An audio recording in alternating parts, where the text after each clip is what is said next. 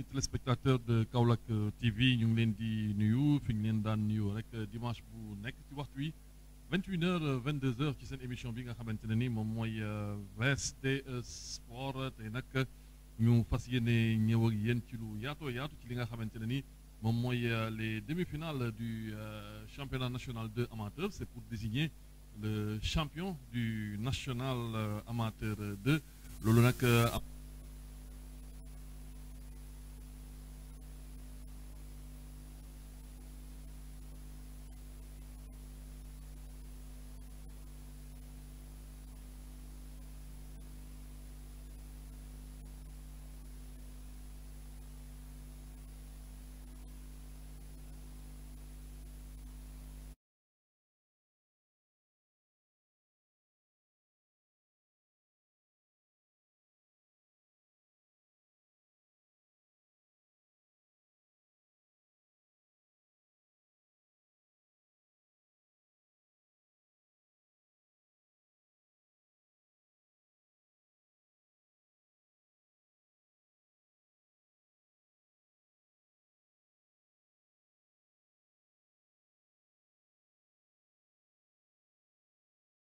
mun nañu wax ne pënd bi wureegul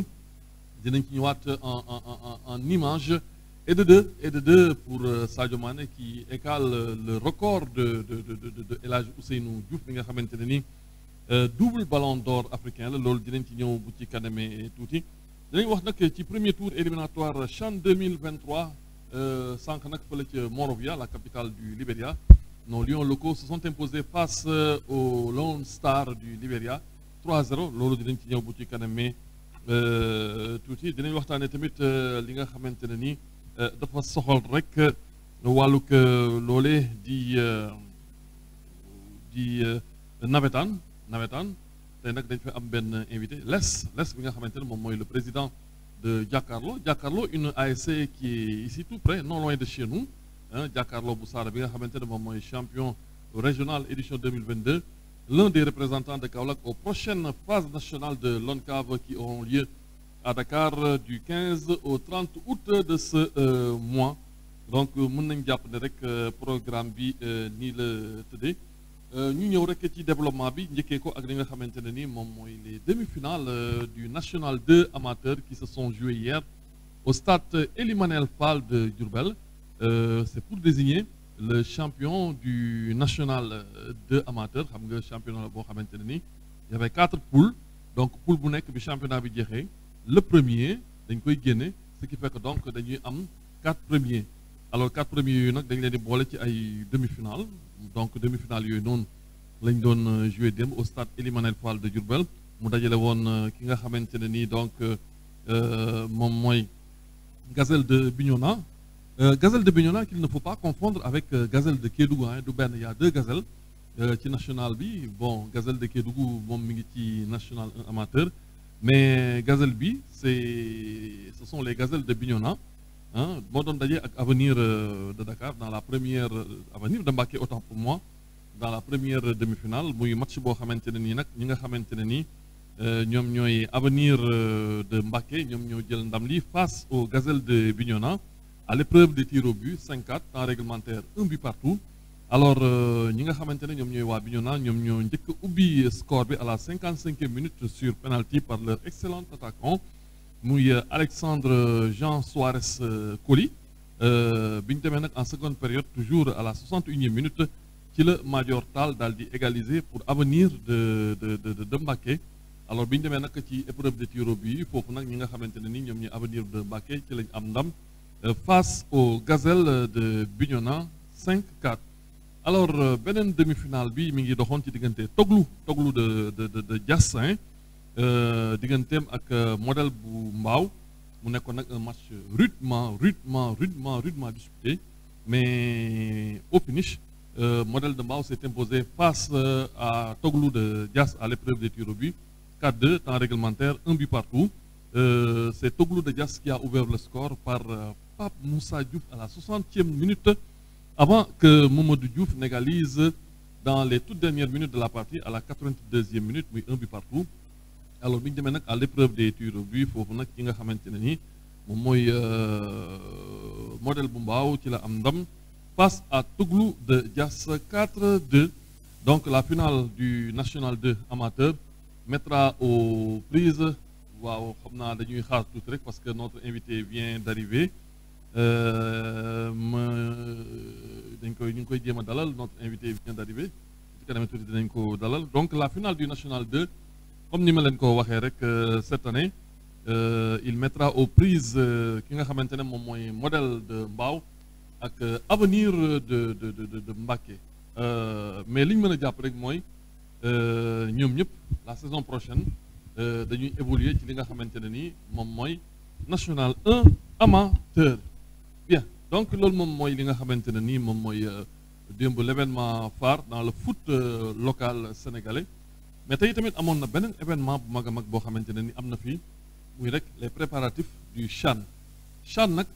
damay faral di wax ne c'est le petit frère de la CAN. am na ñoo xamante ne ni ils font cette confusion entre CHAN et CAN. C'est pas la même chose. La CAN la ñuy wax le CHAN. La CAN c'est la Coupe d'Afrique des Nations.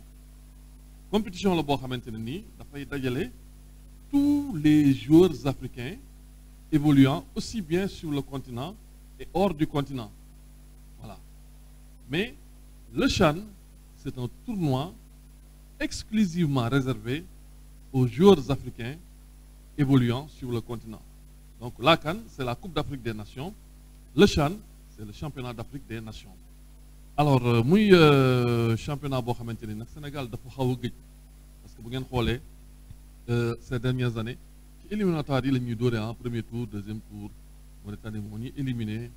wala Guinée Conakry éliminé ñu mais nag ren dañoo gis na équipe bi dañ ko dénk un grand joueur quelqu'un qui n'est plus à présenter muy le grand Pape Thiaw muy koo xamante ni dafa bokk ci Lion de l'épopée 2022. On a toujours en mémoire sa fameuse talonnade bi mu defaloon Henri Camara en huitième de finale de la Coupe du Monde Sénégal-Suède. Donc Pape Thiaw tey moom moo yore les lions locaux. Alors ces lions locaux nag dañoo demoon fële nga xamante ne nii moom mooy Libéria qui est le pays de George Weah. Jusque-là l'unique Africain qui a gagné le ballon d'or FIFA. Donc dëkkam lañ doon amale tey. Le premier tour des éliminatoires du championnat d'Afrique des Nations. Alors suñu gaynde nag ñoom ñoo daan Libéria les locaux libériens par 3-0, des buts inscrits par Bouli Junior Sambou, Raymond Diémé et ki nga xamante ne ni Raymond Diémé Ndour ak Jean-Louis Baptiste Diouf. Voilà, donc ce sont les trois lions locaux qui ont permis au Sénégal de rentrer avec 3 points dans sa besace. Donc faut pas oublier que tey Sénégal ci premier tour championnat d'Afrique des Nations gagné na ki nga xamante ne ni moom mooy Libéria à domicile à Monrovia 3-0. Des buts sénégalais marqués par Junior Sambou ak ki nga xamante ne ni moom mooy Raymond Diémé Ndour ak ki nga xamante ne ni moom mooy Jean-Louis Baptiste Diouf. Alors le second tour maanaam le match de tour de ces premiers tours ñu ngi ko jàpp le 30 de ce mois, c'est-à-dire samedi prochain, soit à Thiès ou bien à Diamniadio. Mais nag ragal naa ne match bi boo moytuwul Thiès lañ koy footballé. Donc ni ma leen ko waxee woon rek ci sànq bi ñu démarré ci émission bi nee naa leen dañu fee nag am tey benn gan boo xamante ne ni équipe am mi ngi fii ci wet gi suñu ay dëkkandoor lañ muy Jakaarlo bu Saara.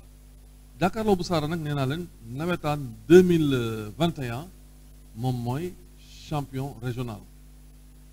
Am nañu ne est-ce que li xewoon Nioro du nawetaan 2022 ma ne leen déedéet mënul nekk nawetaan 2022 parce que nawetaan 2022 commencé gul. C'est la saison 2021, la finale régionale de la saison 2021 qui a été jouée le dimanche dernier sur le terrain sablonneux du stade communal de Nioro. Jakaarlo jël ko ci kanamu équipe boo xamante ne ni kenn dootu ko présenté muy Ifragel nag nee naa leen xëyul xëy tudd Ifragel Jakaarlo la tuddoon. Donc Jakaarlo bu Saara moom moo am ndam face à l'Union fraternelle des jeunes de Léona nga xam ne moom moo nekkoon champion national en 2014 à Tambacounda ci match bu métti à l'épreuve des tirs au but 4-2 temps réglementaire 0 but partout. te nag l'Est les bi nga xamante ne moom mooy le président de Jakaarlo moom lañ fi dalal xam naa dama koy bàyyi rek ñu présenté wu ak tamit ce magnifique trophée ce magnifique waaw bi moom rafet na trop waaye nag yéen ñi organisé dama leen ñaan lenn la prochaine fois bu ngeen gisatee écharpe yi nii bleu blanc rouge yi dee leen koy dindiwaay je n'ai rien contre la France mais c'est un trophée pour les Sénégalais un trophée qui se joue au Sénégal donc dee leen may jëlal guirlande yi la prochaine fois ngeen ma koy defal vert jaune rouge bon je n'ai rien contre la France damay ragal suba ñu envoyé ma armée française donc trophée bi ngeen di gis nii donc moom la ki nga xamante ne mooy Jakaarlo bu Saara bokk ci zone 1A je pense bien zone 1B gagné donc les maa ngi lay nuyu.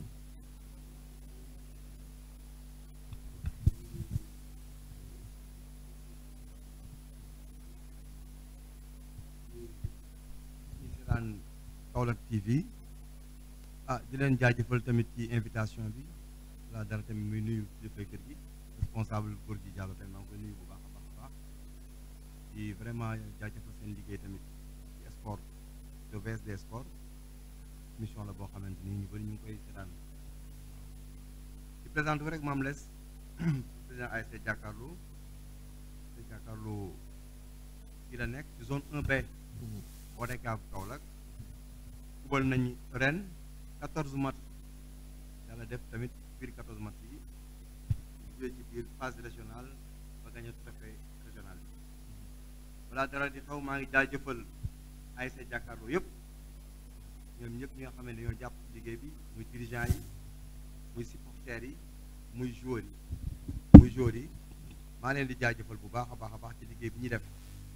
ñaan yàlla tamit ñuy dem phase nationale tamit ñu amal njëriñ Kaolack ñu dem taxawu Kaolack ba ñëpp xam ne taxaw nañu Kaolack. alors bisi tey bi ñu ngi door a pare di génn Nioro pour ñëpp si nag Kaolack avec le trophée dans le bus de Jakaarlo mais les yëf yi yombuloon keroog de. non yëf yi yombuloon keroog. parce que xam nga j'ai tellement ri bi ma demee gis le terrain sablonneux de Nioro. may nuyu aussi le président du conseil départemental de Nioro mon ami et frère Ali Mané di nuyu aussi mon oncle bi nga xamante ne nii moom mooy le maire de Nioro le directeur général de l'APROSI muy Jim Momot Ba mais nag à vous deux vous avez du pain sur la planche comme on dit parce que tey man yàgg naa dem Nioro je sais que ne Nioro est en train de changer Nioro est en train de changer il y a de cela 20 30 da nga daan traversé Nioro ba génn sax door a xam ne ndekete traversé na Nioro mais tey Nioro est en train de changer fu mu ne nii sax Nioro dafa xaw a saturé parce que tey Nioro au nord dafay bëgg a dugg ci commune bu Paoskoto au sud dafay bëgg a dugg tuuti ci commune bu Dabali à l'est ne dafay bëgg a dugg fële nga xamante ne moom mooy dëkku diine bi di Daaru Salaam à l'ouest aussi dafay bëgg a dugg fële nga xamante ne nii moom mooy Porokhane kon ça veut dire quoi ça veut dire que tey macha allah Nioro comparé à Nioro de 30 40 ans en arrière il y a une très grande différence waaye nag appel bi may lancé mooy il faut un stade digne de ce nom pour Nioro parce que nag un stade sablonneux dafa xew yi te man je pense que tey Nioro ak fi mu toll ci àddina Nioro joué histoire bu am solo ci histoire du Sénégal notamment almaami Maba Diakhou Ba donc tey defe naa ne Nioro mérité na quand même un stade Nioro la fa nekk ci ay ministre le président sortant de l'Assemblée nationale Moustapha Niasse est de Nioro Serigne Mbaye Thiam est de Nioro le directeur du budget est de Nioro le directeur général de l'APROSI c'est de Nioro même bu ñu mënta defar stade bi la tribune le mur de clôture mais defe naa ne grillage bi ñu teg ci gazon synthétique loolu ngeen jégal ma war na mën a yomb d'autant plus que tey Nioro am na benn club boo xamante ne nii il est en train de jouer les grands rôles dans le football régional muy Nioro Foot Centre donc loolu moom vraiment muy Nioro muy Guinguinéo dañoo war a nag am stade parce que Lamine Gueye bi ça n'appartient pas à Kaolack c'est un stade régional mais les mooy li may wax rek mbir mi yombuloon. non mbir mi moom yombuloon laay ndax préparé nañ ko ci jàmm avec des contraintes dem nañu fekk benn équipe buñ ko fekk muy ASC Ifragel ils n'ont pas démérité ah. Ils ont joué mais yàlla dafa def ni ASC Jàkkaarloo moo am ndam seen kaw di leen encouragé dañu war a ànd ak ñoom tamit ñu war a dem phase nationale. Ouais. te am nañ yaakaar ne Ifragel que muy ASC Jàkkaarloo dinañ taxaw Kaolack bu baax a baax a baax a baax. C'est votre première participation defe naa. Oui, c'est notre première participation parce que ASC Jàkkaarloo ñu ngi ko formé en 1982 2022 ci lay doog a dem participer ci phase nationale. Et amis téléspectateurs Jàkkaarloo sama petit frère là bu dee 1982 lañ ko créé parce que 1982 j'étais en classe de CP ah. 82 maa ngi CP donc bi may def CP lañ créé Jàkkaarloo allez-y. di leen wax rek ne c'est pas pour la première fois tamit ñu jël trophée bii nii. Parce qu'en 1985, jëloon nañ trophée régional, c'était contre l'ASC Jambar. L'ASC Jambar, ñu football ak ñoom ñu gagné leen mooy suñu grand yi ñoom Pedro ñoom Kibel ñoom Babou Sow ak ñeneen ak ñeneen ak ñeneen ñooñu ñoo jëloon régional en 1985 et ñu tamit ñu topp seen tànk ba ñu jëlee ASC bi ba léegi c'était en 2012 10 ans de présidence maintenant ñu amoon vraiment yéene yóbbu ASC bi ci niveau bu kawe. te yàlla tey sottil na benn xaaju yéene bi parce que au moins dem nañu phase nationale musuñ koo dem te zone 1B tamit boo compté tey ASC yi dem phase nationale tamit bëriwul. moo tax ren sincèrement ñu jagleel ko zone 1B tamit pour waa zone 1B tamit ñëpp jàpp ci mbir mi parce que mbir mi tamit seen yëf la au delà même de la zone 1B ñu ngi oo waa zone 1A. ñu ngi oo tamit waa région de Kaolack yëpp. région de Kaolack c'est ça. ñu nuyu au passage le président Mamadou Ndiaye Diack qui est le président de l'ORCAV et le président aussi Insa Diouf qui est le président de l'ODCAV ñoom ñëpp doon nañu jàpp ci mbir mi ASC yi tamit dem vraiment dem teewee Kaolack incha allah. su ma waxee Jàkkaarloo rek damay am une pensée pieuse respectueuse et émue à mon tonton à mon père boo xamante ne nii tey ci reportage sportif daf ma ci jàngal lu bëri yàlla na ko yàlla yërëm xare ko àjjana suufa si kër Maalum sedd ci kawam muy le doyen Ibrahima Diallo nekkoon à la RTS chaîne 5 Kaolack nga xam ne bu ñu toogaan ci main courante stade Lamine Gueye dafa ma ci wax lu bëri ci Jàkkaarloo d'ailleurs sax moom moo ma xamal ne ma Jàkkaarloo moo meññ HLM Saara loolu je ne l'ai jamais su vraiment muy koo xamante ne daf ñu doon complété ci reportage sportif muy le doyen Ibrahima Diallo nekkoon journaliste sportif journaliste généraliste ci chaîne 5 Kaolack mais doon ñu xamal lu bëri aussi sur l'histoire de certains de nos ASC maa ngi ñëwaat ci lees tuuti mais ma fàttali leen ne pour ce qui est de ces prochaines phases nationales de l'ONCAV les phases nationales de navétane 2022 qui auront lieu à Dakar ki nga xamante ne ni moom mooy Jàkkaarloo il est logé dans la poule D n'est-ce pas? Ouais. Et une poule très difficile. Ouais. Une poule très difficile parce que le tenant du titre est dans cette poule muy dëkkandoo bu Louga nga xam ne daaw dafa fekk R100 ci dëkkam à Thiès muy phase nationale yi amoon daaw door ko 1-0 nee naa leen nag je vous préviens c'est une équipe très difficile à jouer c'est un dur à cuire waaye nag le mot compliqué n'est pas Kaolackois je connais les Kaolackois te xam naa ne renversé nañ montagne bu nekk mais Louga warul poser problème donc dans cette poule D nous avons dëkkandoo de Louga Matam qui n'a pas encore joué sa finale régionale moo tax dañoo bind rek Matam xamuñu ban équipe mooy représenté Matam waaye yàlla na nekk Lapp Ndeer moom dañ koy lapp rek quoi il y a Jàkkaarloo de Kaolack je viens de le dire et Ndargu Ndaw de Dakar voilà waaw Tëngéej Dakar voilà donc ñoo nekk ci poule D bi nga xamante ne nii Jàkkaarloo bu Kaolack fa la nekk le représentant de Matam dëkkandoo de Louga Ndargu Ndaw de Dakar loolu maa ngi ciy ñëw bu ci kanamee tuuti Ifragel est logé dans la poule I la championne autant pour moi Ifragel la championne nationale 2014 est logée dans la poule I une poule qu'elle partage avec Kédougou qui n'a pas encore de représentant Thiès 2 et Mandela de Dakar mais phase yi Dakar bëri na ci représentant est-ce que xaw leen jaaxal tuuti. waaw loolu moom jaaxal nañu parce que peut-être li ñu koy organiser Dakar bon peut-être Dakar tamit. mais bëri nañ quand même bëri nañ. mu nekk région bu xaw a yaatu. bëri tamit ay ASC. peut-être tamit li ñu koy jouer Dakar moo tax ñu invité ay ASC yu bëri.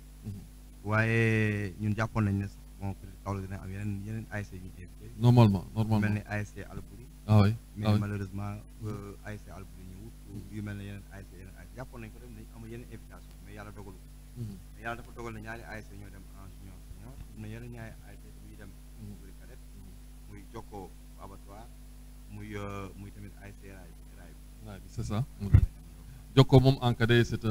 un habitué des phases nationales. Ifragel c'est une habituée des phases régionales parce que bi mu ko jëlee en 2014 2015 à Kaolack ñëw na ba demi-finale 2016 demoon Ziguinchor mais elle s'est arrêtée au premier tour defe naa ne depuis 2016 à maintenant Ifragel mi ngi door a delluwaat fa li nga xamante ne ni moom mooy phase nationale donc nous aurons 2 représentants muy ki nga xamante ne mooy Jàkkaarloo bu Kaolack ak Ifragel bu Kaolack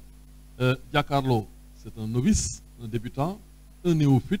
Ifragel une habituée des phases nationales donc loolu ñu ngi ciy ñëw ma fàttali leen ne ñoom ñaar ñëpp ñu ngi joué le 15 août le 17 août le 19 août métti na le 15 août tu te reposes le 16 août le 17 août nga joué tu te reposes le 18 août le 19 août non ça demande beaucoup de moyens c'est-à-dire nag bon ñemewuma wax ci nawetaan parce que mon ami Amadou Kane certainement est en train de me regarder ou quelqu'un qui est proche de lui est en train de me regarder moo tax bëgguma wax certaines choses man j'ai peur du nawetaan j'ai peur des nawetaaniens mais mais l'organisation des phases nationales war nañ ko xoolaat non seulement pléthorique d'ASC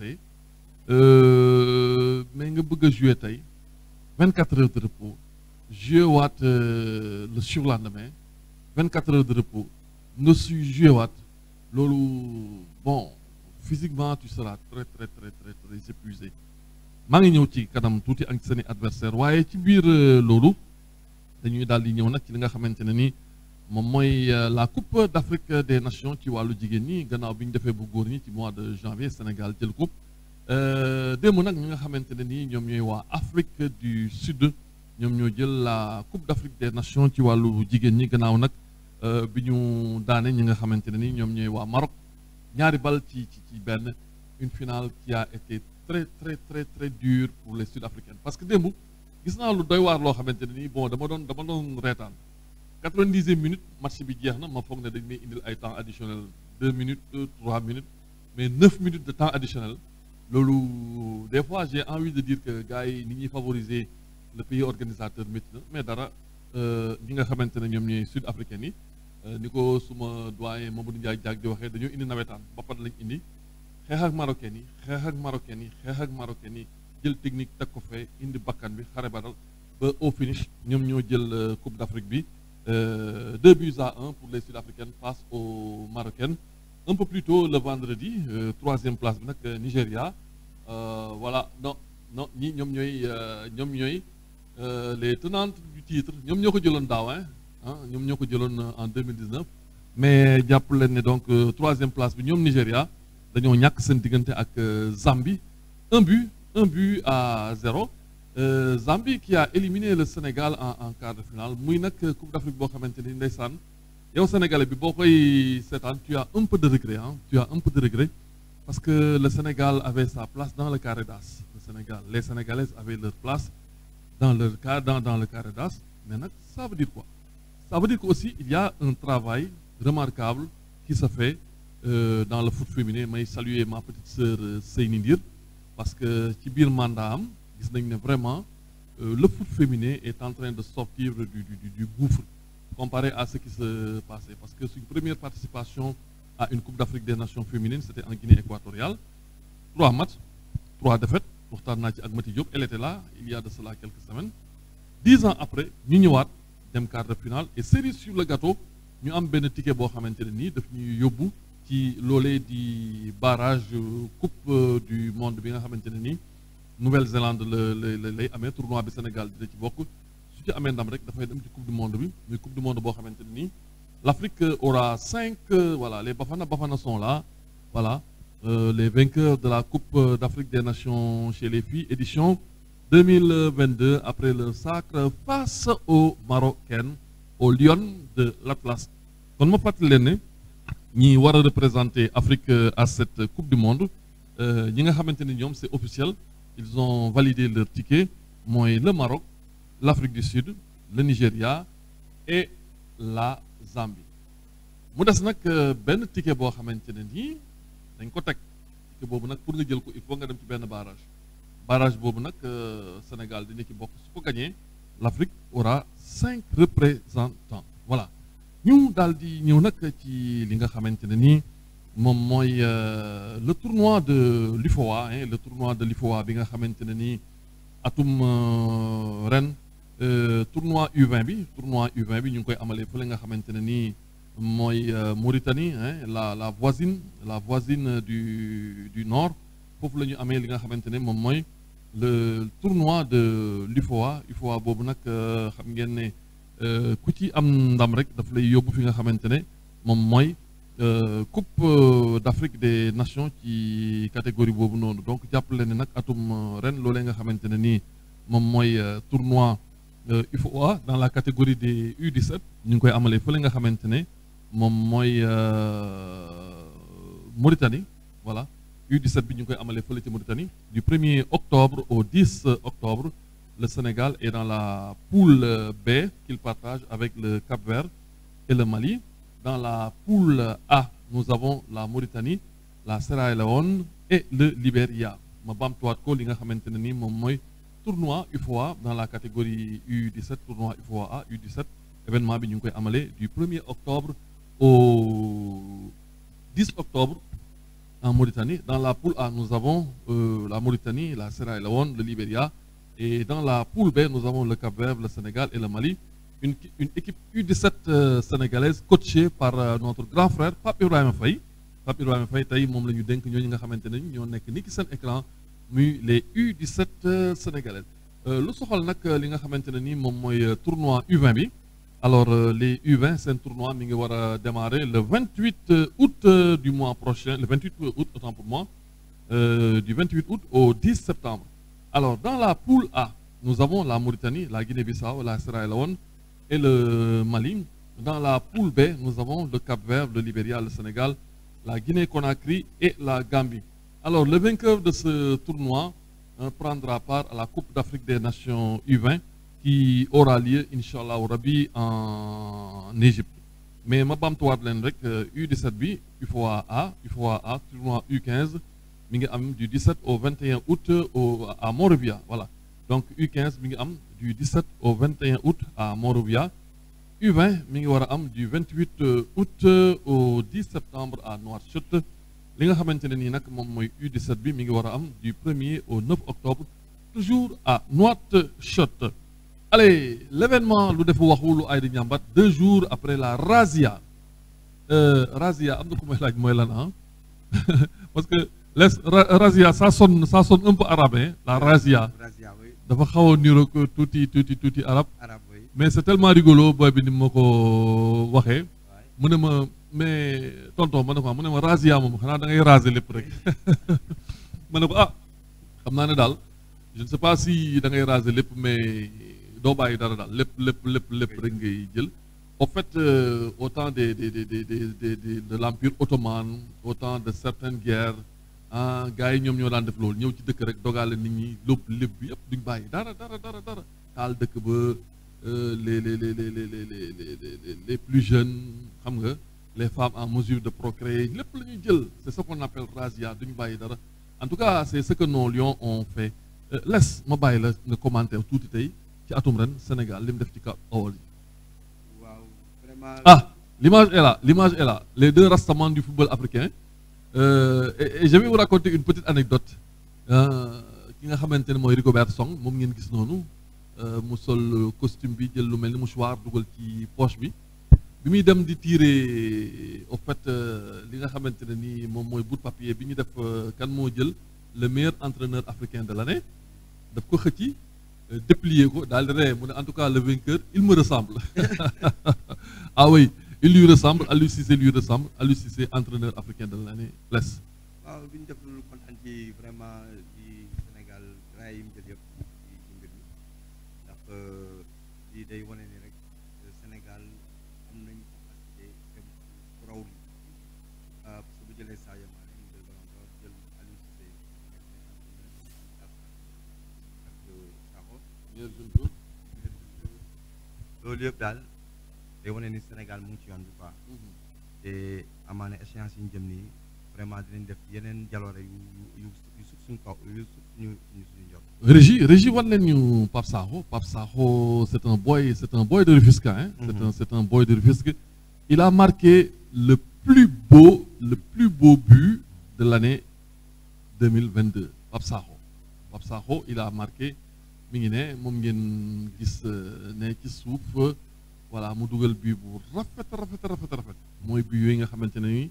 su ma ko xoolee xel dafay dem ci Jean-Pierre Papin wala Amara Simba centre mu naaw bàyyi yaram bi daal di def une reprise de volée extraordinaire mooy genre de reprise de volée yooyu yow boo jàkkaarloog sa télé sax boo moytuwul mën nga ko mbëkk ni ko Jean-Pierre Papin daan defee durant la belle épopée de l'Olympique de Marseille. Pape Sakho le plus beau but de la saison moom itamit defe naa ne fa mu nekk sori na de Tanzanie championnat Tanzanie foofu lay football. Allez nga am Pape Matar Sarr mais laisse Pape Matar voilà le but est là. Oh là là c'est un joli but hein. Oh là là un centre du gauche et une reprise de la droite xam nga je l'avais tenté une fois quand j'étais joueur mais bi ma jógee dama foogoon ne sama loxo bi dafa damm. Regardez la main gauche voilà but bi atum ren moo dàq ci Afrique moo tax c'est un but qui a été honoré lors de ces CAF Awards. Pape Sakho am ñu ma laaj ne ma waa mais attendez kii fu mu nekk man leen il joue en Tanzanie xaw a nekk tuuti fi ñuy wax corne de l'Afrique ay ñoom Zanzibar Tanzanie boo ko waxee faw rek xel dem ci xale cos boobu ñëwoon fii ci année 90 yi ñu koy wax Cheikhou Chérifou dëkkam le Pape Sakho di football le championnat tanzanien gis ngeen ko ni le plus beau but de la saison inscrit par un Rufisquois qui joue dans un championnat africain plus précisément le championnat tanzanien. ñu ñëw aussi ci ki nga xamante ne moom mooy le joueur de l'année le Ballon d'Or 2022 et de deux pour Sadio Mané. ñu xool image bi bu fekkente ne yemb na. Il a rendu hommage à la Fédération sénégalaise de football, aux jeunes footballeurs sénégalais. Il a rendu également hommage à son village natal. Voilà, il est en train de recevoir son trophée des mains de Patrick Motsepe, le président de la Confédération africaine de football, qui a été le président Sadio Mané Ballon d'Or, qui a été le président des Mamelodi Sundowns. Alors il faut que vous voyez qui Sadio Mané quand même. Voilà, celle que vous voyez au milieu, ku jigéen ki hein, ku jigéen ki mooy ki dàq football ci li nga xamante ne ni moom mooy le foot féminin doomu Nigéria la ah Nigéria la moom mooy footballkat bu jigéen bi dàq football atum ren ah mi ngi tudd Elwin Badou moom donc mooy footballkat bu jigéen bi nga xamante ne ni moo dàq football ci atum ren voilà donc les ñu bàyyi la tuuti nga wax ci Sadio. waaw Sadio de vraiment xam nga c'est un cadeau pour le Sénégal ah parce que aussi ku gis fi mu jaar beeg si fii nii vraiment c'est une compétence ambulante Sadio Mané yóbbu na Sénégal tey kawe parce que tey trophée bi nga xam ne ñu ngi ko doon wër lu yàgg il a eu vraiment à manager l'équipe du Sénégal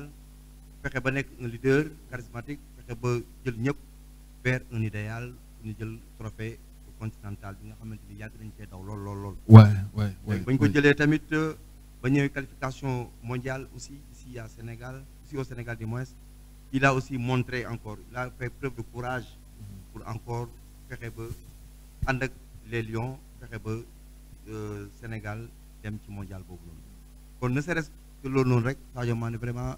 il mérite vraiment d'être honoré au niveau de l'Afrique ñu koy li ñuy wax mooy peut-être moom fexe rek Sadio Mané moom parce que mën na ko il a le talent jël tamit ballon d'or mondial oui il a le talent quoi en tout cas ku gis mu def Liverpool waaw li mu war a def Bayern tamit mu ngi xaar kon Sadio Mané vraiment il faut vraiment prétendre à gagner ce ballon d'or. En tout cas, on n'a rien compris avec ce ballon d'or, mais nous avons gagné vraiment, ëppuñ ko mérite, ëppuñ ko talent, ëppuñ ko représentativité. Ouais, je n'ai rien compris avec le ballon d'or mondial. Le ballon d'or mondial, c'est le ballon d'or des Européens, c'est le ballon d'or des Sud-Américains. Mais les Africains sont un tout petit peu out parce que depuis 1995, vu que Mr. George gagnait, aucun Africain n'a pas pu vraiment rééditer l'exploit. 1995, mais voilà, voilà, j'irai bien. Le club s'appelle, waouh, le club s'appelle Simba FC, Pape Sakho. Le club s'appelle Simba FC. Voilà, il est en train de jouer. Ah, ça c'est la danse zoulou, hein? Une danse zoulou, là, en Tanzanie. Mais moi, je vais rappel ci li nga xamanteni mom moy voilà, les vainqueurs, meilleur club football féminin, manam club bi gëna xarañ ci walu jigen ñi moy Mamelodi Sundowns, di un club qui se trouve en Afrique du Sud. Ma fatali leen Patrick Motsepe bi ngeen gis tay mo nekkon président Mamelodi Sundowns, waye avec ses nouvelles fonctions à la Confédération africaine de football motax mu jël club bi jox ko, je crois, son fils. Meilleur club foot masculin de l'année, madame club bi nga xamante voilà Patrick Motsepe moom moo solo blali. Meilleur club foot ci wàllu góor ñi mooy Wydad Athletic Club de Maroc. Meilleure joueuse interclub de l'année mi ngi tudd Evelyne Badou doomu Ghana la. Meilleur joueur de l'année interclub kooku nag mi ngi tudd Mohamed El Chenaoui du football ci Al Ahli nga xam ne Sénégalais yi xam nañ ko bu baax a baax moo gën a saay Égypte yàlla ma yàlla baal sax tur bi quoi xaaral rek moo wax El Chenaoui bu Al Ahli moo nekk meilleur joueur interclub de l'année. Football na ak Sénégal Égypte Sénégal fële ci Cameroun, football na Égypte ci Sénégal en Égypte, football na Égypte Sénégal fële ci Abdoulaye Wade. Allez, meilleur jeune joueur de l'année, Pape Matar Sarr. Foofu tamit vraiment c'est une victoire pour les éducateurs et encadreurs de football de Fenales. Oui, c'est une victoire sincèrement parce que vous n'avez pas Matar Sarr qui vraiment une victoire pour les encadreurs. Voilà, donc meilleur jeune joueur de l'année, Pape Matar Sarr du Sénégal. L'équipe masculine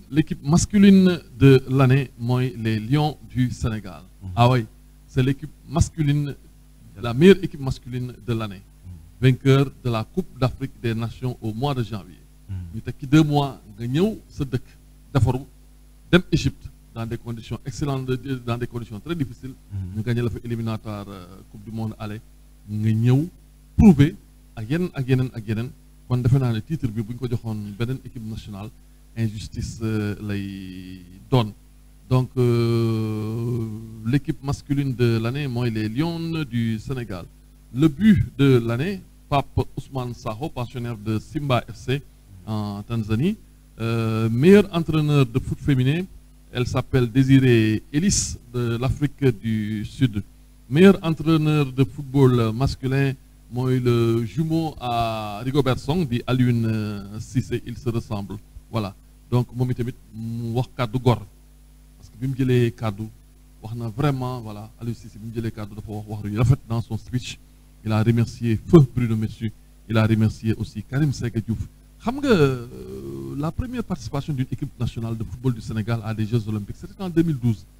L'équipe Bobo, le titulaire, c'est Alioune Cissé. C'est vrai, parce que c'était le plus jeune, mais en réalité, le titulaire, c'est Feu Karim Séga Diouf. Karim Séga Diouf, beaucoup de gens qui ont dopé Alioune Cissé pour mu ut ay diplôme, nek ay entraîneur. Vraiment, dans son speech, Alioune Cissé l'a remercié, mon Karim Séga Diouf, à qui nga xamanteni mom moy Bruno Metsu. En tout cas, dans ligne wax rek moy entre El Hadj Diouf et Sadio Mané, c'est du 2-2. Et comme record bo gis rek dañ koy mësa dané, tous les records sont faits pour être battus. Inch'Allah Rabi, je crois que dans les années à venir, Sadio Mané mën na am un 3e, un 4e ballon d'or et pourquoi pas même un 5e, parce que l'homme, le garçon, il le mérite. Indi na antenne Sonatel dëkkam ne sama waa dëkk ni Dakar di connecté woo internet dama bëgg sama waa dëkk di ko connecté woo mu réglé benn station essence indi ko dëkkam mu ne sama waa dëkk dootuñu dawate ba Sédhiou di ut loolu nga xamante ne moom mooy essence wala gasoil tabax école tabax jàkka et prochainement un terrain de football, un stade. Donc vraiment, qui dit mieux xaw ma ko kon kii lii rek la mérité nee naa Sadio fu mu toll rek ne wax amiin waaw ba pare muy joueur boo xamante ni doo ko dégg ci fait divers la ma yàlla baal amoon na joueur yoo xamante ne nii tudduma kenn dañ naan dugg ci benn boîte fecc ne kat moo fi am dërëm fi am dërëm ma may la 1 million tudduma kenn gars yi tudduma kenn mais daal xam naa ne Sadio c'est un joueur qui est très sérieux ñu ñëw rek ci les derniers vainqueurs du Ballon d'Or de 2009 à maintenant. En 2009, il y avait Didier Drogba. Didier Drogba, il l'avait gagné en 2009. Voilà, il est là, Didier Drogba, le grand Didier Drogba, mais qui a perdu Momite Bindessan plusieurs fois la finale de la Coupe d'Afrique des Nations. Il l'a perdu en 2006. Il l'a perdu, je pense, en 2012. Mais Moudjigi def un terme sur sa carrière internationale, internationale évidemment. Moo tax bi ko Côte d'Ivoire di jël en 2015 fekk ko fa. Il y a eu Samuel Eto'o qui l'a remporté en 2010. Monsieur le Président Samuel Eto'o mi nga xamante ne nii moom mooy le président de la Fédération camerounaise de football moom gagné na ko en 2010. Après Samuel Eto'o joueur bi nga xamante ne nag diggante 2009 ak 2022 moo ëpp lu mu ko gagné parce que tegale na ko 4 ans di ko gagné moom mooy Yaya Touré. Yaya Touré a gagné le Ballon d'Or en 2011 2012 2013 2014 ah oui Yaya Touré mi ngi nii nga xam ne bokk na ci l'un des rares joueurs africains yi nga xamante ne ni toog naa ak moom interviewé ko c'était en 2013 au Independence Stadium de Bakau Yaya Touré voilà mi ngi noonu jël na ko en 2011 2012 2013 2014 mais en 2015 beneen africain jël ko muy benn panthère bu jógee Gabon ñu koy wax Aubameyang jël ko en 2015 donc bi ko Yaya Touré jëlee 2011 2012 2013 2014 Aubameyang a gagné le Ballon d'Or en 2015 Aubameyang nekk doomu Gabon moom moo ko gagné en 2015 2016 Riyad Mahrez l'Algérien Riyad Mahrez a gagné le Ballon d'Or en 2016 il est là Riyad Mahrez est-ce que ça c'est Riyad Mahrez hein ouais. Avec sa tunique allemande là moom ci xaw a jaaxal tuuti bi ngi di voilà l'Algérien Riyad Mahrez en 2016 2017 2018 Mohamed Salah 2017 Mohamed Salah moom moo ko gagné le pharaon de la Premier League anglaise en 2017 et 2018 moom moo ko gagné 2019 2020 le grand Sadio Mané kon ñooñu tey diggante 2009 à maintenant ñoom ñoo gagné li nga xamante ne nii moom mooy le trophée du Ballon d'Or africain laata may ñëw ci les nag damay am rek une pensée pieuse et respectueuse à quelqu'un qui nous a quitté en 2016 démb la am juróom-benni at muy Baba Touré de la GIA Baba Touré de l'équipe nationale du Sénégal un joueur talentueux gis nañ ko tuuti muy football mais ku mënoon football la il nous a quitté un 23 juillet 2016 alors démb samedi 23 juillet 2022 ci lañ ko doon fàttaliku ñu ko doon dàkkantele nag Kempes moom Baba Touré Kempes lañ ko doon dàkkantele yàlla na ko yàlla yërëm xare ko àjjana voilà donc ñu daal di ñëw nag léegi ci waxtaan wi ma ne leen ne jàkkaarloo mi ngi bokk dans la poule D tey nag ki ñu fi dalal moom mooy Lesba le président de Jakaarlo tey nag mu ñëw fi ak trophée bii nga xamante ne nii nee naa leen wax dëgg yàlla trophée bu yànj la muy trophée ORCAV régional édition 2021 la finale joué nañ ko dimanche bi mu weesu ñi nga xamante ne ñoom ñooy waa Jakaarlo daal di am ndam ci kaw ancien Jakaarlo devenu Ifragel 0-0 temps réglementaire ah voilà seen Cheikh Ndor 0-0 temps réglementaire à l'épreuve des tirs au but ñi nga xamante ne ni ñoom ñooy Jakaarlo bu Saara am ndam 4-2 muy le deuxième trophée régional de Jakaarlo 1985 à maintenant donc ñu ngi door a amaat beneen trophée war a dem Dakar bokk poule ak ñi nga xamante ne ñoom ñooy dëkkandoo bu Louga le tenant du titre le représentant de Mbatam et Ndar gu ndaw de Dakar alors les naka ngeen ni waajalee li nga xamante ne ni moom mooy xew-xew bi ma fàttali leen c'est du 15 au 30 août prochain. waaw waaw may dellu rek di encore di remercier ñëpp ñu nekk ASC Jakaarlo dirigeants yi di remercier supporters yi di remercier joueurs yi tamit parce que balaa ngaa dem compétition da ngay ànd ak ay joueurs yu am talent nekk ASC Jakaarlo mais aussi di remercier aussi staff technique bi parce que am na ay encadreur bon Jakaarlo ren bëri na vraiment ñoo xam ne jàpp nañ ci ba pëccoo gënuñ ci fës ak Mbergane mais tamit di remercier vraiment ñëpp nga xam ne jàpp nañ ci liggéey bi ba ñekk fii nii ren Jakaarlo maa ngi koy wax bala may commencé maa ngi naan joué nañ 14 match kon 14 match ren ku ko joué ay match yu ndaw. oui 14 match.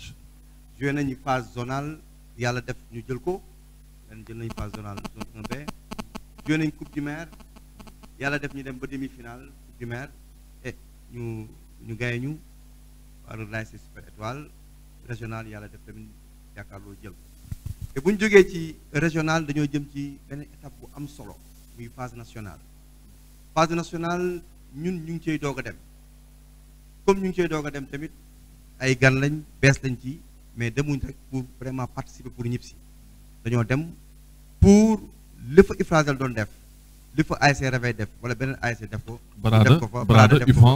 Ifan def ko fa ñu def ko fa indi def fa ay jaloore. manko def fa ay jalo indi fa def fa ay jaloore yu rëy rëy pour sigil Kaolack kon nag loolu noonu bu ñu ko waxee rek dañu oo ñëpp pour ñu jàpp ci liggéey bi nekkul liggéey bu yomb parce que yaa ko wax à l'entame de tes propos tu as dit que ça demande beaucoup de moyens. Ouais. Beaucoup de moyens. Qui parle de phase nationale, parle tout simplement des compétitions qui sont vraiment de haut niveau. Et très rapprochées. Parce que le 15, le 17, le 19, c'est pas évident. Il nous faut des ressources. Il faut ñu am ay joueurs yu compétitifs, mais il faut aussi tamit ñu am alal boo xam ne yóbbu nañu ko pour mun leen entraîner bu leen teg ci conditions yu optimales pour li ñuy dem uti ëllëg ñu mun koo am. ci biir loolu rek laay lancer un appel à tous les Kaolackois pour ñu jàppale ASC Jakaarlo jàppale ASC Ifragel jàppale yeneen ASC yi dem phase nationale tamit waaw. mais justement parce que nee naa si tout se passe bien muy Jakaarlo muy Ifragel yàlla nañ daje final loolu lay ñaan en tout cas képp kuy doomu Kaolack Guinguinéo Kaolack ba Nioro loolu nga leen di ñaanal mais si tout se passe bien bu fekkente ne nañ faa toog ba la finale nga xam ne dañoo bëgg a terminer l'événement en apothéose 15 jours la fukki fan ak juróom nag nee naa doo dundal benn nit doo dundal ñaari nit doo dundal ñetti nit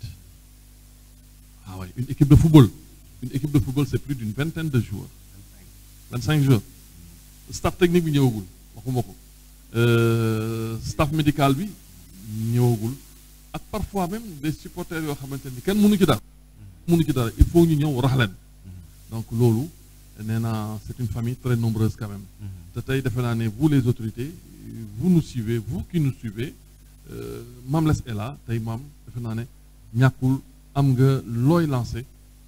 les autorités locales waaye nag laata boobu damay nuyu un ami boo xamante ne ni il est devant son petit écran en train de nous suivre muy Omar Ndiouk si de l'ASC Cosaan voilà nee na moom vraiment il encourage l'ASC Jakaarlo et souhaite qu'elle soit la championne des phases nationales voilà Omar Ndiouk mi ngi lay nuyu. amiin voilà donc tey lan ngeen di wax ñi nga xamante ne ni ñoom ñooy les autorités locales. conseil départemental la mairie. mooy li may wax rek balaa maa sax dugg ci loolu dinaa remercier aussi le parrain Ali Mané. oui qui n'a managé aucun effort pour vraiment jàppale ORCAV bu ñuy def final bi mu nekk final bu mucc ayib ndax tamit ñu jëlee ko fi yóbbu ko Nioro ci moom la parce que moom moo bëgg loolu te moom moo jël lépp lu waa ji doon laaj final bi mu def ko kon dañ koy remercier te jàpp nañ ni que muy Ali Mané que muy Pape muy Ndour Pape Malick Ndour mon jeune frère my boy Pape Malick Ndour je vous salue sama rakk la moom tamit vraiment on a partagé l'université de Cheikh Anta Diop parce que ñoo fa nekkoon woon maag moom sama rakk bu baax la jàpp nañ ne ñoom ñëpp dinañ ci jàpp nañ ne aussi Benzeloum dina ci jàpp nañ ni tamit le maire Serigne Mboup dina ciy dugal loxoom comme ni mu ci doon dugalee loxoom ñeneen ak ñeneen tamit ñu ngi fi Pape Demba bi tey tamit moom personnellement seet nañ ko démb doyen mon père Abdou Adj ñoom Abdou Adj yow am nga liggéey donc Abdou Adj dama koy surveiller comme de l'huile sur le feu. dëgg la. Parce que quand il était de l'autre côté, moo dàqoon na sànni xeer. Oui, la mairie ne nous a pas soutenu, subvention municipale. Léegi nag Père Abdoulaye, tu es dedans. Du ma la bàyyi de. Continuer la. mooy même ku mel ni Fadel Barro ak ñeneen ñoom ñëpp daal dinañ leen solliciter pour ñu jàppale ASC yi dem phase nationale. pour ñu mën a vraiment représenter Kaolack. ak yeneen autorités yoo xamante ni tamit ñu ngi ci dëkk bi dinañ leen solliciter pour ñu jàppale ASC Jàkkaarloo bi dem phase nationale. Mais avant ces phases, est-ce que tey dina am benn expédition bu ngeen def à Dakar pour éventuellement xool fi ngeen war a dal wala loolu da ngeen koy bàyyi. ONCAV waaw parce que waa ONCAV ci boppam ñoom dinañ réserver ay locaux yoo xam ne ci la ñu war a dal par exemple ci école yi wala yeneen ak yeneen bërëb yoo xam ne ni ci la ñu war a dal mais comme Dakar lañ koy defee ren te man tamit maa ngi Dakar te lépp loo xam ne dañ ko def ba ASC Jàkkaarloo dem ci dans de très bonnes conditions dañ ko def dinañ fexe tamit ba équipe bi nekk sur place ñëpp dem ñun ñëpp ñu dem àndandoo dem football yi dem jëli ndam di indi ko incha allah Kaolack. préparatif yi commencé na entraînement yi wala des na. bon parce que ñu ngi doog a jóge ci finale régionale mais bon boobu ba léegi bon équipe bi ñu ngi joué ay matchs amicaux mais jàpp nañ ne fii ak 2 jours boo jàpp ñetti fan entraînement yi dinañ commencé ñëpp dinañ ñëw fekk suñu vraiment lycée technique wala stade Lamine Gueye pour ñu commencé entraînement yi parce que jàpp naa ne sax peut-être dañu dem stade Lamine Gueye. dafa defee yenn entraînement yi pour préparer phase nationale. bien sûr ma profité rek ci occasion bi fàttali leen les rencontres de Jàkkaarloo et celle de l'ASC Ifragel. Jàkkaarloo mi ngi war a jouer premier match am le 15 août. Le 15 août 2022. Alors le 15 août nag moom c'est une fête chrétienne waaye journée la boo xamante ne nii en tout cas at yi ci gannaaw dafay bëri taw donc jàpp leen ne le 15 août ci la Jàkkaarloo di football Jàkkaarloo mi ngi war a daje premier match am ak Ndargu Ndaw bu Dakar waaw Jàkkaarloo premier match am mi ngi war a daje ak Ndargu Ndaw bu Dakar loolu ce sera le 15 août 2022 muy match inaugural bu Jàkkaarloo nar a métti lool parce que benn ci équipe bu Dakar yi la war a dajal te loolu du yomb te defe naa ne Ndargu Ndaw Rufisque la. waaw Tëngéej la te Tëngéej moom ku weddi laajal waa Réveil. ku weddi laajal waa Réveil en 2017 ñooñu nawetaan moo nekk ci seen ADN. donc le 15 août 2022 Jàkkaarloo dina daje ak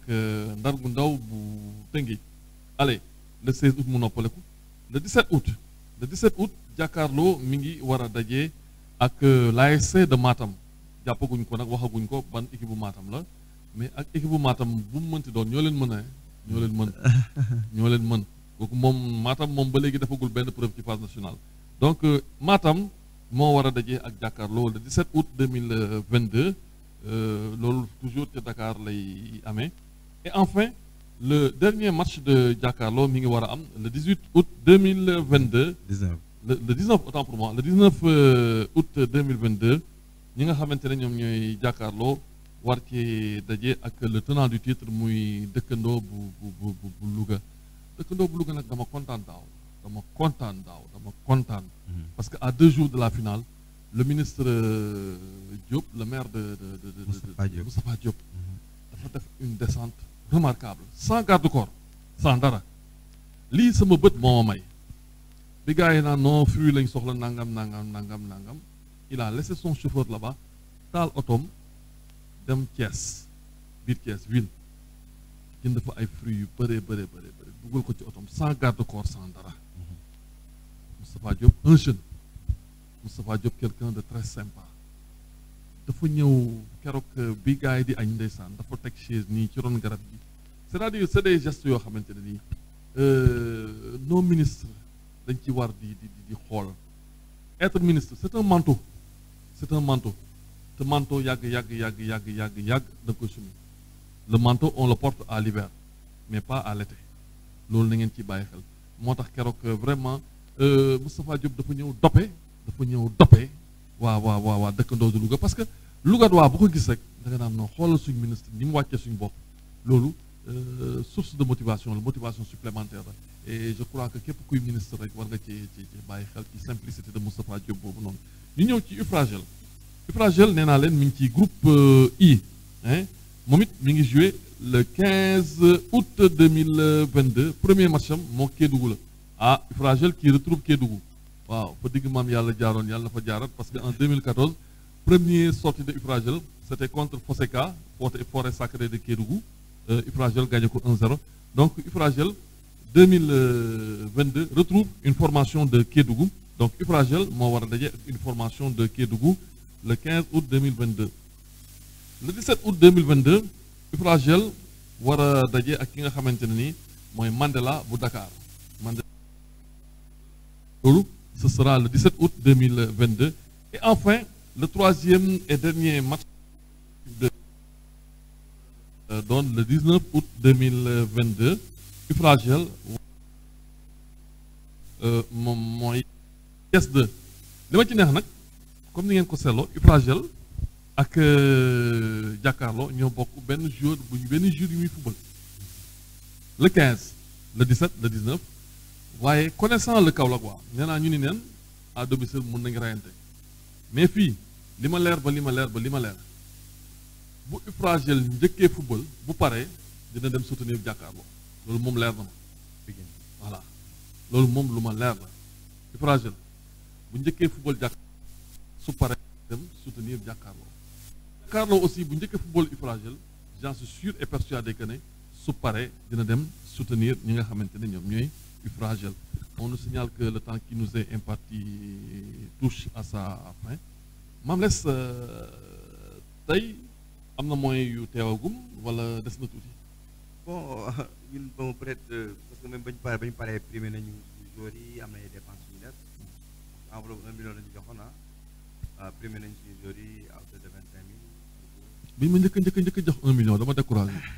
lu ndaw la as paquet la yàlla bu bii bees nag ñu la toll nii. bëriwul. waaw bon am na yeneen ressources yu ñu xaar te tamit ñun tamit dañuy liggéey pour am yeneen ressources yoo xamante ni dañu vraiment nekk dans de très bonnes conditions incha allah waaw may taxaw rek ci dëkkandoo bi ngay wax nii Moustapha Diop bi ngay wax nii xam naa ko bu baax a baax parce que ñoo nekk noonu maa moom université mu nekk ASM mu war a sama ASC. il fut un élève de Mamody Mboup. oui à Louga. mais maa moom ñoo bokkoon université Cheikh Anta Diop ñoo bokkoon Sciences Éco moom ba mu jógee Besançon sama néeg la wàcc 72B kon kooku xam naa ko bu baax a baax mu nekk sama waay ce sera des retrouvailles. ce sera des retrouvailles. oui. dina mel ni ASM mooy football contre ASM rek. dëgg la ASC bu les di présider. moom mu yor ASC dëkkandoo nekk fa mécène nga jàpp ne ASM moo dajeeg ASM rek bu ñu demee ci jour ba tamit ñu gagné leen rek. incha allah génn kàddu gu mujj gi les rapidement. kàddu gu mujj gi moom may remercier ñëpp ci ASC bi oo ñëpp pour ñu ñëw jàpp ci joueurs yi tamit. may di woo pour ñu jàpp ci liggéey bi parce que mënuñu am ñeneen ñu leen gën ñoom tamit nañ leen oo bañ vraiment ñu jàpp ci liggéey bi ñuy remercier aussi suñu président le président Zidou Fall. Zidou c'était un président exemplaire et remarquable au niveau de l'ASC Jakaarlo. moo yor woon équipe pénitentiaire. dëgg la c'était le coach. waaw moo nekkoon sama président man. oui joueur. c'est vrai te ba léegi mu may accompagner même à Nioro dafay dem. Zidou Fall kon kooku noonu vraiment président la bu ñu war a jaajëfal quoi. tout à fait. kon ñu ngi oo encore une fois ñëpp ñu jàppale ASC yi dem phase nationale. pour ñu mën a dem représenter dignement Kaolack. di remercier aussi waa Kaolack TV. merci jox ñu occasion pour ñu mën a vraiment tamit exprimer wu. ba ñëpp dañu déglu. En tout cas, VSD pour vous, c'est le rendez-vous des sportifs. maa ngi waxtaan ak Diallo Thier ñoom itamit dinañ jël seen matuwaay pour faire vivre aux spectateurs ces rencontres que devront jouer nos ASC. Incha allah rabi. Très bien. Donc loolu moom bu leen ci am xel ñaar. waaw di excusez-vous tamit ci retard. Je vous en prie loolu moom du dara. mi ngi noonu Ifragel ak Jakaarlo.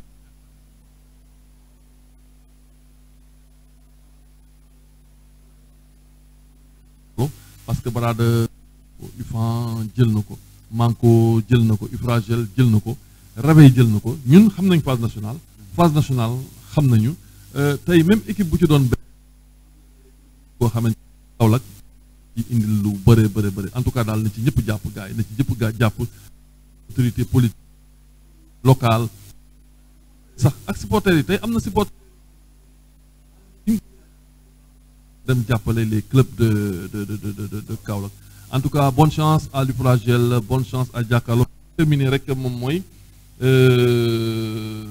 la première journée de la première journée de la Ligue 1 française ma fàttali leen ne mi ngi tàmbali le vendredi 5 août bu delse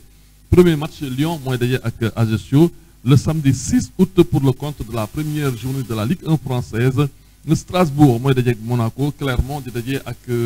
Paris Saint-Germain le dimanche 7 août toujours pour le compte de la première journée de la Ligue 1 française Marseille mooy daje ak Reims Rennes di daje ak Lorient Toulouse di daje ak Nice Lille di daje ak Auxerre Nantes di seeti Angers ñi nga xamante ne ñoom ñooy Montpellier ñooy daje ak Troyes di daje ak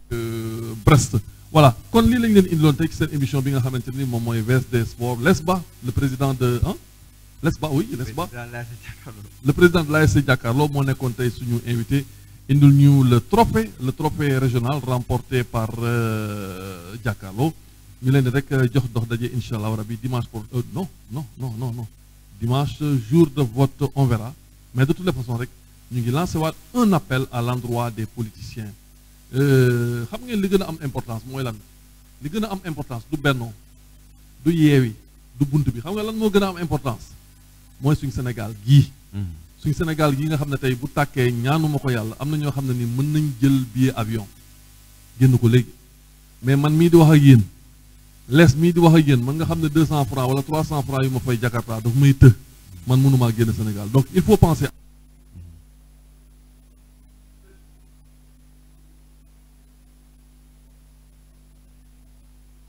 ñu wote le lendemain à ses occupations donc loolu la ñu leen di ñaanal incha allah rabi